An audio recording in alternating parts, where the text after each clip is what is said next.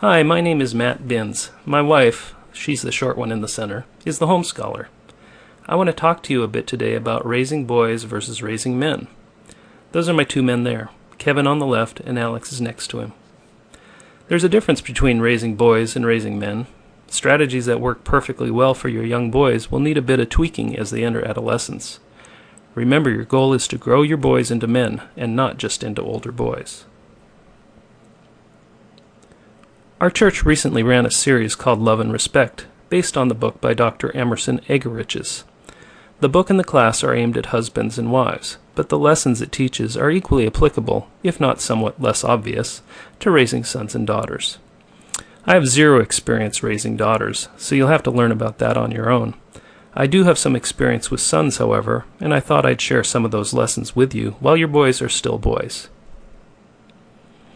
Lee and I didn't fully appreciate these lessons until after our boys were grown.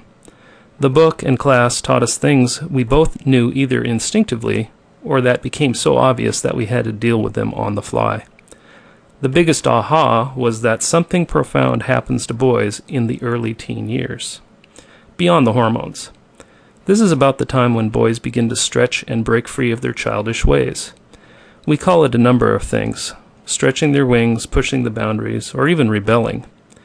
None of these expressions do justice to what is actually transpiring, however. The problem with these phrases is they focus on how parents feel in watching this transition. What they don't capture is what is happening inside the mind of the young man himself.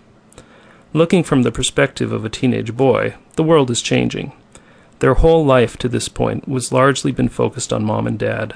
At 13, they still deeply love and need their mother. But something odd and unexpected happens in their relationship with Dad. Whereas Dad had been a towering figure of majestic strength who demanded unflagging respect, now they look at him and for the first time think, he's not so tough. And so the battle is joined. There is a period when boys are between 13 and 17, where a family's entire dynamic appears not unlike a pack of Arctic wolves. The opportunities for dominance and submission between a father and his sons often seem limitless. In our family, everything became challenge and competition, not just on the basketball court, but also in areas not normally associated with extreme sports. Going to the supermarket, a weekend camping trip, taking the garbage out. Boys will become positively Darwinian when faced with the prospect of doing their normal chores. The thought running through their heads seems to be, if I do this without a fight, he will win, and I will die. As you can imagine, this puts boys in a very awkward position. Yes, Dad holds the keys to life and death, but also to the refrigerator, and later to the car. They must develop a strategy to beat their fathers into submission, while also remaining endearing enough to stay under their care. Now, none of this, mind you, is conscious. How could it be when nearly all logical thought has been drowned in testosterone? No, this is more primitive, primeval, really. So how does Dad react when feeling like he's been run over repeatedly by a small but very tenacious Tonka toy? Hopefully not the way I did, at least at first. My first strategy was to confront these little usurpers head on. I brought the holy mountain of fatherly righteousness squarely down on their shoulders. I threatened, I shamed, I punished. In weaker moments I also begged, whined, and sniveled. In general, I played their game. I eventually learned what was really going on.